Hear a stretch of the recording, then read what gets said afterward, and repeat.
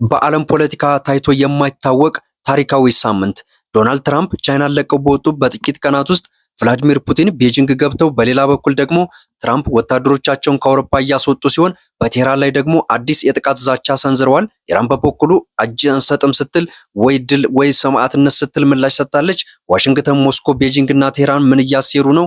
ሁሉንም ሰበር መረጃዎች በአንድ ላይ አቀናጅተን ይዘንላችሁ ቀርበናል። እስከ መጨረሻው አብራችሁን ቆዩ። የሩሲያው ፕሬዝዳንት ቭላዲሚር ፑቲን የሁለት ቀናት ይፋዊ የስራ ጉብኝት ለማድረግ ቤጂንግ ቻይና ገብተዋል። ይህ ጉብኝት በዓለም አቀፍ ደረጃ ከፍተኛ ትኩረት የሳበው የአሜሪካው ፕሬዝዳንት ዶናልድ ትራምፕ የቻይና ጉብኝታቸውን አጠናቀው በወጡ በጥቂት ቀናት ልዩነት መሆኑ ዓለምን አነጋግሯል።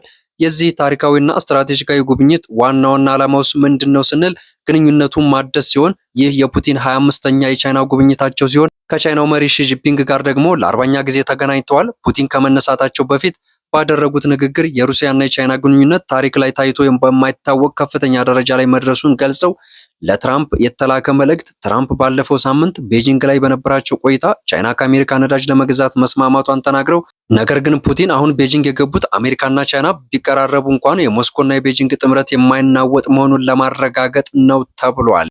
የጉብኝቱ ዋነኛ ትልቁ ተግባራዊ አጀንዳ በዓመት 50 ቢሊዮን ሜትር ኪዩቢክ ሜትር ማስተላለፍ የሚችለው የፓወር ኦፍ ሳይቤሪያ የጋዝ መስመር ስምምነት ማጠናቀቅ ሲሆን በመካከለኛው ምስራቅ በተለይም በኢራን እየተካሄደ ያለው ጦርነት ደግሞ የሆርሙዝ ባህረ ሰላጤ መዘጋጋት የዓለምን የነዳጅ አቅርቦት ስጋት ላይ መጣሉ፣ ይህ ሁኔታ ቻይና በየብስ በኩል አስተማማኝ የነዳጅ መስመር ከሩሲያ እንድትፈልግ ስላደረጋት ፑቲን ይህን አጋጣሚ ተጠቅሞ ትልቅ የኢኮኖሚ ድል ለመቀዳጀት አስበዋል ተብሏል። በአንድ ሳምንት ልዩነት ውስጥ ሁለቱ የዓለማችን ሀያላንና ተቀናቃኝ መሪዎች ትራምፕና ፑቲን ማስተናገዷ ቻይና በዓለም መድረክ ላይ ያላትን የፖለቲካና የዲፕሎማሲ የበላይነት በተግባር ያሳየችበት ሲሆን የክሬምሊን የውጭ ጉዳይ አማካሪ ዩሪ ኡቫኮቭ እንደተናገሩት የሩሲያና የቻይና የውጭ ፖለቲካ አቋም ሙሉ በሙሉ ተመሳሳይ ነው ሲሉ የሁለቱ ሀገራት የ39 አባላት ያሉት ከፍተኛ ልዑክ ነገ ዕለት በሚደረገው ስብሰባ ወደ 40 የሚጠጉ የሁለትዮሽ ስምምነቶችም ይፈረማሉ ተብሎ ይጠበቃል።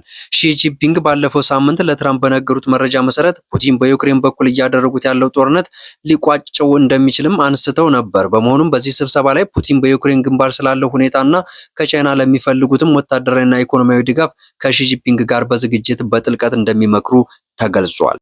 ሌላው ዓለምን ያስገረመው ዜና የአሜሪካው ፕሬዝዳንት ዶናልድ ትራምፕ ወታደሮቻቸውን ከአውሮፓ በተለይም ከጀርመን ለማስወጣት የወሰኑት ድንገተኛ ውሳኔ በዓለም አቀፍ ደረጃ ከፍተኛ መነጋገሪያ ሆኗል።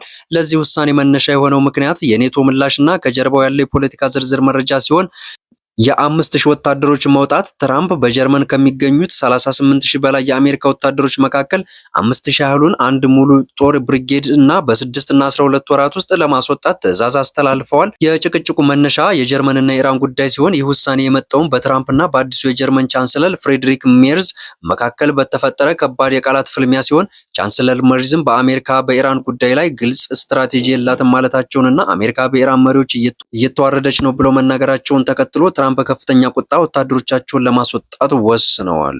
የአሜሪካ ውሳኔ በአውሮፓ ከተሞች ላይ ከፍተኛ ድንጋጤና ስጋት ቢፈጥርም የኔቶ ወታደራዊ አመራሮች ግን ሁኔታውን ለማረጋጋት ሲሞክሩ ታይቷል። የኔቶ ከፍተኛ አዛዥ የሆኑት አሜሪካው ጄኔራል አሌክሲስ ግሬንኬቪች እንደተናገሩት ማክሰኞ ዕለት በሰጡት መግለጫ ይህ ውሳኔ የኔቶን ቀጠናዊ የመከላከል እቅድና ብቃት በምንም መልኩ እንደማይጎዳው ገልጸው ኔቶ የትራምፕን ውሳኔ ተከትሎ ከአሜሪካ መከላከያ ሚኒስቴር ፔንታጎን ጋር በመነጋገር የዝርዝር እቅዱን ለመረዳት እየሰራ መሆኑን አስታውቀው ለአውሮፓ የተሰጠ ማስጠንቀቂያም የኔቶ ባለስልጣናት ይህ የአሜሪካ እርምጃ አውሮፓውያንም በራሳቸው መከላከያ ላይ የበለጠ ኢንቨስት እንዲያደርጉና የሀገር ውስጥ መከላከያ በጀታቸውን ከጠቅላላ የሀገር ውስጥ ምርት ወይም ጂዲፒ እስከ 5% ድረስ እንዲያሳድጉ ትልቅ ማንቂያ ሊሆናቸው እንደሚችል ተገልጿል። ወደ እስያ ፓሲፊክ የመዞር እቅድም የነበረው የትራምፕ አስተዳደርና የመከላከያ ሚኒስትሩ ፔት ሄግዝ እንደገለጹት አሜሪካ ወታደሮቿን ከአውሮፓ የምትቀንሰው የዓለም አቀፍ ስጋት ሚዛን ስለተቀየረ ነው።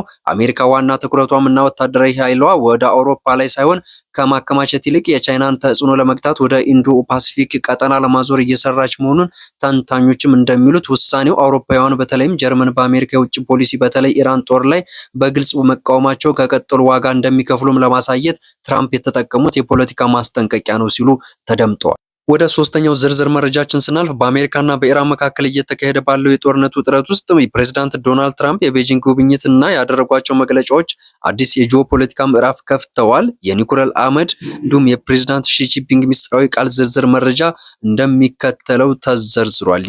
የኒኩለር አመድ ሚስጥር ምንድነው ስንል ዶናልድ ትራምፕ የኒኩለር አመድ በማለት የሚጠሩት ኢራን በድብቅ ያከማቻቻቸውን በአሜሪካ ድብደባ የወደመውን የበለጸገ ዩራኒየም እንደሆነ ሲገለጽ የኢራን የእጅ መስጠትና የአሜሪካ እቅድም ትራምፕ እንደተናገሩ ኢራን ይህንን የኒኩለር አቅሟን ለአሜሪካ አሳልፋ ለመስጠት ከስምምነት ላይ ደርሳለች።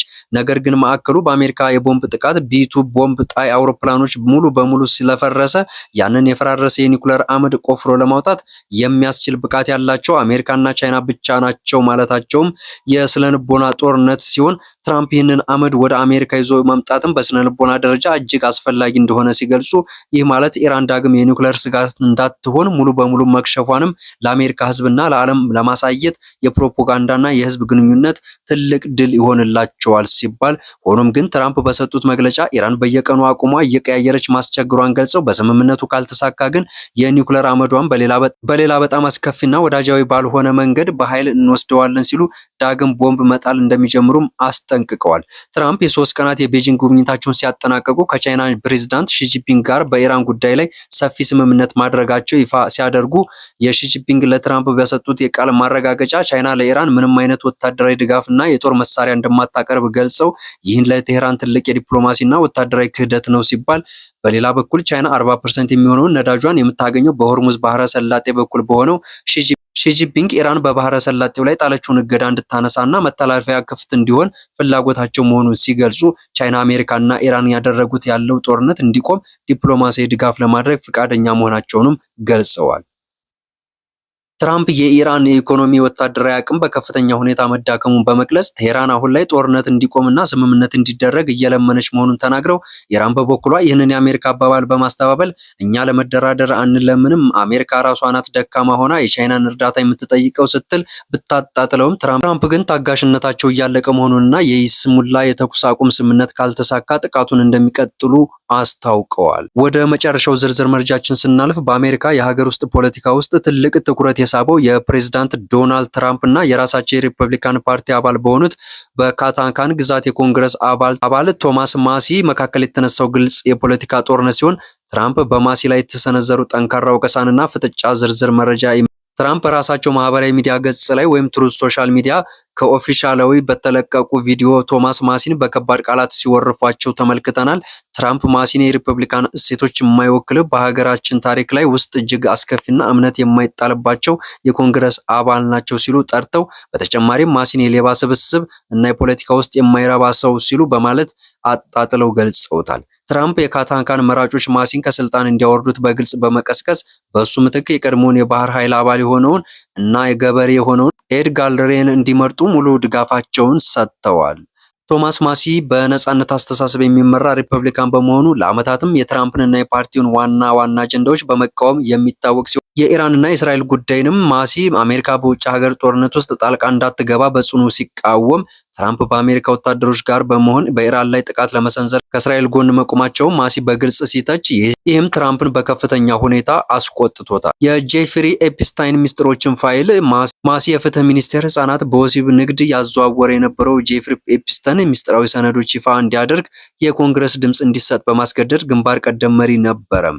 ትራምፕ ይህን ጉዳይ ከዚህ ቀደም ከኤፕስታይን ጋር በነበራቸው ማህበራዊ ትውውቅ ምክንያት በፖለቲካው መልኩ ጥላ ያጠላባቸው በሚል ስጋት ሪፐብሊካኖች ስለዚህ ጉዳይ እንዲያወሩ ቢጠይቁም ማሲ ግን አልሰማቸውም። ማሲ ትራምፕን ይደግፏቸው የነበሩት የታክስ ቅነሳዎችን፣ የድንበር ግንባታ በጀትን፣ ወታደራዊ ገንዘብ ድጋፎችና የኮቪድ-19 ጊዜ የ2 ትሪሊዮን ዶላር እርዳታ እቅድ ህገ መንግስታዊ አይደለም በሚል በተደጋጋሚ በመቃወምም ድምጽ ሲሰጡ ተስተውለዋል።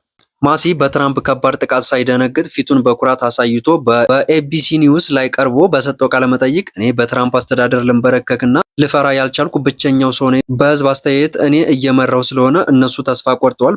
ፕሬዝዳንቱ እንቅልፍ አጥተው እኔን በትዊተር ገጻቸው ላይ የሚለጥፉት ለዚህ ነው ሲል ምላሽ ሰጥቷል። ይህ ፍጥጫ ትራምፕ ራሳቸው የሪፐብሊካን ፓርቲ ውስጥ ያላቸውን ፍጹም የበላይነትና የእርሳቸውን አጀንዳ የሚደግፉ ሰዎችን ከፖለቲካው መድረክ ሙሉ በሙሉ ለማጥፋት እያደረጉት ያለውን የውስጥ ማጽዳት ስራ በግልጽ ያሳየ ክስተት ሆኖ ታይቷል። ውድ ተመልካቾቻችን በመጨረሻም የዓለማችን ገጽታ በከፍተኛ ፍጥነት እየተቀየረ ሲሆን አሜሪካ ከአውሮፓ ስታፈገፍግ ሩሲያና ቻይና ግንኙነታቸው እያጠነከሩ መምጣታቸው፣ በሌላ በኩል ደግሞ የኢራንና የአሜሪካ ፍጥጫ መቋጫ ያጣ ይመስላል። ታዲያ እናንተ ምን ታስባላችሁ? የዓለም ስልጣኔ ወደ ምስራቅ እየዞረ ይሆን? ትራምፕስ በኢራን ላይ ጥቃት ይሰነዝራሉ?